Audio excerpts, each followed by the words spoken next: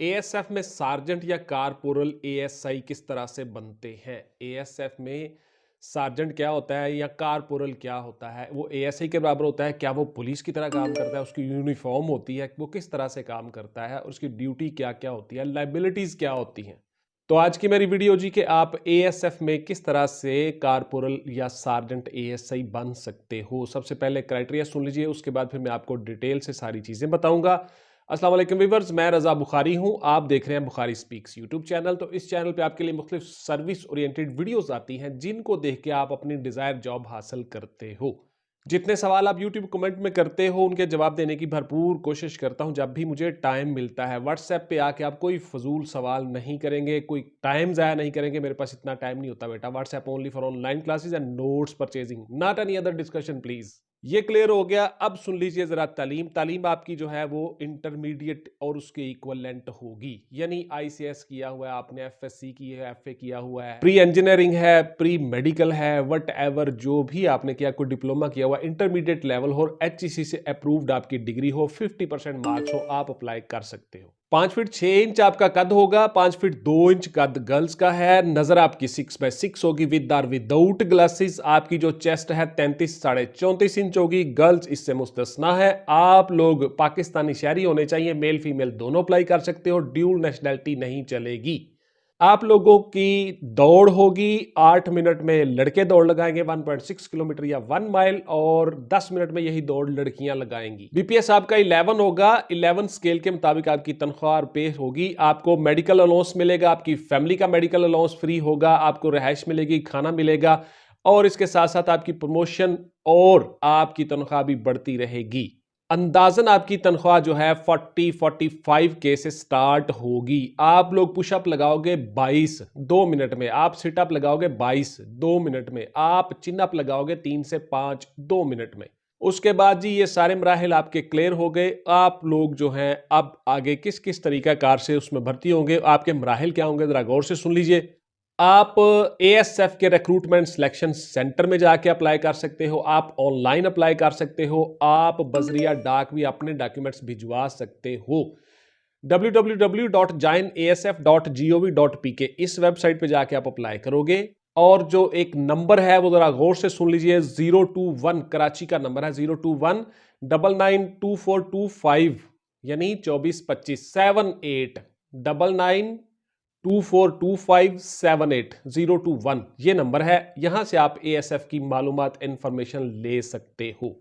अब जरा सुन लीजिए जी, एज क्राइटेरिया किन किन लोगों को हासिल है और एज में रिलैक्सेशन कितनी है। एज आपकी जो है वो 18 से 30 साल के दरमियान में होगी। अब रिलैक्सेशन किस किस को कितनी कितनी हासिल है, जरा गौर से सुन लीजिए। 3 साल आपकी एज रिलैक्सेशन आपको हासिल है rural defined areas, schedule caste, और उसके बाद जो गर्ल्स हैं और बेवा यतीम के बच्चे हैं उनको 5 साल एज में रिलैक्सेशन हासिल है। जो माजूर अफराद हैं जो कोटा पे आएंगे, स्पेशल कोटा पे, स्पेशल पर्सन, उन सबको 5 साल जनरल एज रिलैक्सेशन हासिल है। सरकारी मुलाजमान को 10 साल एज रिलैक्सेशन हासिल है। वो सारे के सारे अपने डिपार्टमेंट के थ्रू अप्लाई करेंगे, through departmental permission certificate competent authority से लेकर वो अप्लाई करेंगे। उसके बाद जो हमारे मुसल्ला अफवाज के जवान होते हैं रिटायर्ड, उन सबको 15 साल एज में रिलैक्सेशन हासिल है। इस तरह से आप लोगों को एज में रिलैक्सेशन हासिल है। बहुत से आपके सवाल होते हैं, व्हाट्सएप पे आके सवाल करते हो, इसलिए ये सारी चीजें बता रहा हूं। जरा गौर से सुन लीजिएगा, जितनी मैं चीजें बता रहा होता हूं वीडियो को गौर से सुन लिया करें और उसके बाद फिर उस पर अमल किया करें। अब आ जाते हैं आपके क्राइटेरिया की तरफ कि आपका क्राइटेरिया किस तरह से होगा, आपने किस किस मरहले से गुजरना होगा। आप लोगों को रोल नंबर स्लिप्स आ गई, एसएमएस आ गए, आप जाओगे फर्स्ट डे। फर्स्ट डे आपकी होगी मेजरमेंट, आपका कद मेजर होगा, आपकी चेस्ट मेजर होगी। और अगर आप इस मरहले में पास हो गए हो, बहुत से बच्चे ऐसे होते हैं जो पूरा कद होने के बावजूद कद छोटा करवा लेते हैं, तो ये सारी की सारी चीजें हम अपने नोट्सों में बताते हैं बच्चों को कि आपने किस तरह से ये सारे काम करने हैं। नोट्सों के साथ साथ मुकम्मल गाइडलाइन भी होती है जी, उससे बहुत से बच्चे फायदा उठा रहे हैं। जब आप मेजरमेंट करवाते हो कद की, तो आपके जो ऊपर बार आती है सर के ऊपर लगती है, तो आप थोड़ा सा नीचे दब जाते हो, बैठ जाते हो नीचे, तो आपका कद खामखा में छोटा हो जाता है। आप लोगों ने क्या करना है कि सर के जो दरमियान वाला हिस्सा होता है, ये वाला, इसको आपने थोड़ा सा ऊपर उठाना है ऐसे, और चेस्ट में आपने हवा भरनी है थोड़ी सी। जब आप चेस्ट में हवा भर के बॉडी को अकड़ाओगे और जिस्म को ऐसे करोगे, खाम में आपका आध पौने इंच या इंच तक भी कद बढ़ सकता है। तो इसलिए जिन लोगों का कद पूरा होता है, मसलन मिसाल के तौर पर 5 फीट 6 इंच पूरा कद है, तो आप लोगों को जब वो बार या वो जो फट्टा सा ऊपर लगा होता है वो नीचे आके लगेगा तो आप उसमें दब जाओगे और आपका कद छोटा हो जाएगा। आपने दबना नहीं है, आपने अपनी चेस्ट में हवा भरनी है और चेस्ट को, बॉडी को, जिस्म को सीधा करना है और गर्दन को थोड़ा सा अकड़ाना है, आपका कद पूरा हो जाएगा। ये इस तरह से आपका कद पूरा हो जाता है, कम नहीं होता इन बच्चों का जिनका कद बिल्कुल पूरा होता है। इसी तरह से आप जब चेस्ट मेजर करवाते हो तो चेस्ट मेजर करवाते हुए भी आप अपनी चेस्ट कम करवा लेते हो जिनकी चेस्ट पूरी होती है।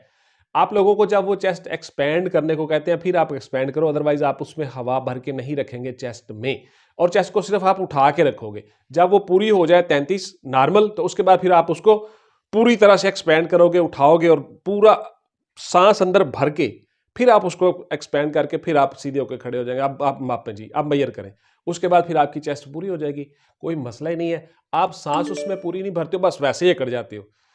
सांस जब उसमें पूरी भरोगे फिर वो आपकी चेस्ट बाहर आएगी, फिर आपकी एक्सपैंड करना इसी को कहते हैं कि एक्सपैंड करके 34.5 और नॉर्मल 33, यानी 1.5 इंच आपकी चेस्ट का फुलाव होना चाहिए। इसका मतलब ये होता है कि आपके फेफड़े, लंग्स अंदर से बिल्कुल सेहतमंद है, नॉर्मल है, ठीक है, आप उसमें हवा भर के रख सकते हो, आपकी पसलियों में कोई मसला नहीं है, मेडिकली भी आप फिट हो जाते हो और आपकी चेस्ट भी पूरी हो जाती है। इस तरह से आपने चेस्ट मेजर करवानी है।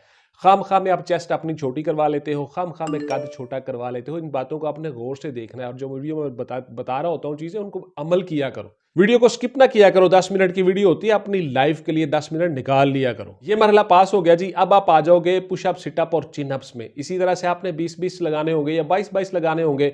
2 मिनट में आपने लगाने होते हैं, बहुत ज्यादा टाइम होता है। आराम के साथ लगाएं, एक रिदम रख के, आप थकेंगे नहीं। और 20 या 22 पुशअप आराम से लगा लोगे। इसी तरह से 20 या 22 सिटअप, यानी ऊपर नीचे बैठना, उठना बैठना, बैठक्स, वो भी आप लगा लोगे। उसके बाद आपका आ जाता है चिनअप, यानी बार के साथ लटक के आपने पूरी बॉडी को ऊपर उठाना है और चिन को बार के साथ लगाना है। इसको हम कहते हैं चिनअप्स। ये आपसे लगवा लिए जाते हैं 3 से 5। जो बच्चे बेहतरीन 3 लगा लेते हैं फटाफट से, फर्स्ट क्लास से, वो 3। उसके बाद जो बच्चे रह जाते हैं उनको फिर से चांस करना पड़ता है, 2 मिनट टाइम होता है, वो फिर से ट्राई मारते हैं। इस तरह से उन लोगों के 5-7 हो जाते हैं। इसलिए आप लोगों ने बिफोर टाइम पहले ही प्रैक्टिस करनी है, बार के साथ लटक के अच्छी तरह से। आप इंशाल्लाह कामयाब हो जाओगे, कोई मसला ही नहीं है। आप यंग होते हो, एनर्जेटिक होते हो, बॉडी का वेट कम होता है, आपके पट्ठों में, मसल्स में मजबूती होती है, आप आसान से कर जाते हो, कोई इश्यू नहीं है। देन जी ये मरहला पास हो गया। अब आप आगे तहरीरी इम्तहान में। तहरीरी इम्तहान आपका मैंने आपको बता दिया, बहुत सी वीडियोस में 2 तरह से हो सकता है, मल्टीपल चॉइस क्वेश्चंस भी हो सकते हैं और डिस्क्रिप्टिव भी हो सकता है। डिस्क्रिप्टिव में आपसे एक मजमून लिखवा लिया जाएगा, उर्दू का, इंग्लिश का, ट्रांसलेशन होगी, कंप्रीहेंशन होगी, यानी दिए गए पैराग्राफ के सवालों के जवाब। सिनोनिम्स, एंटोनिम्स हो सकते हैं, पेरा वर्ड्स हो सकते हैं, ये सारी चीजें आप कर सकते हो। आपने बचपन से पढ़ी होती हैं, 6ठी क्लास से ऑलमोस्ट गवर्नमेंट के स्कूलों में, और जो अगर प्राइवेट लोग पढ़े हुए हैं बच्चे तो वो पहली क्लास से ये सारी चीजें पढ़ के आए होते हैं। इवन देन अगर आपको रिवाइज करनी है ये चीजें, आपको पता नहीं है कौन कौन से टॉपिक तैयार करने, तो आप नोट्स ले सकते हो हमसे, उसका फायदा उठा सकते हो। बहुत से बच्चे नोट्स लेके उसका फायदा उठा रहे हैं। ये मराहिल सारे तय हो गए जी। अब आप करोगे साइकोलॉजिकल असेसमेंट टेस्ट का सामना। उसमें आपने सिर्फ पॉजिटिव रहना है, पर्सनैलिटी टेस्ट इसको कह लें, एप्टीट्यूड टेस्ट कह लें, जो भी वटएवर। उसके बाद फिर आपका हो जाएगा फाइनल इंटरव्यू। इंटरव्यू में आप आसानी के साथ कामयाब हो जाते हो। इंटरव्यू पे मेरी बहुत सी वीडियोस पड़ी हुई हैं, रोजाना आ रही होती हैं वीडियोस के, किस तरह से आपने उठना है, बैठना है, बॉडी लैंग्वेज आपकी क्या हो। सिर्फ और सिर्फ मशक करनी है, प्रैक्टिस करनी है और आपकी स्टडी और मुतालिया बेहतरीन हो। रोजाना टीवी, खबरों, अखबार के साथ टच हो जाओ, आपके अंदर कॉन्फिडेंस खुद ब खुद आ जाएगा। आपको खुद ब खुद पता चल जाएगा कि मुझे कुछ आता है। आपका बैठना उठना ही बदल जाएगा। सबसे पहले आपको इल्म हासिल करना होगा, नॉलेज हासिल करना होगा, मालूमात, इंफॉर्मेशन कलेक्ट करनी होगी। आप इंशाल्लाह आसानी से पास हो जाते हो। तो ये थे जी मेरी आज की वीडियो के एएसएफ में आप सार्जेंट या कारपोरल किस तरह से बन सकते हो बतौर असिस्टेंट सब इंस्पेक्टर एएसआई। तो इसी तरह से आप पुलिस की तरह सेम रैंक होता है, सेम जॉब होती है, सिर्फ यूनिफॉर्म में कलर का फर्क होता है। आपने ड्यूटी करनी होती है एयरपोर्ट्स के ऊपर या एएसएफ की इंस्टॉलेशंस के ऊपर। Thank you very much. इंशाल्लाह मिलेंगे अगली वीडियो में। टिल देन टेक केयर, अल्लाह हाफिज एंड गुड बाय। पाकिस्तान जिंदाबाद।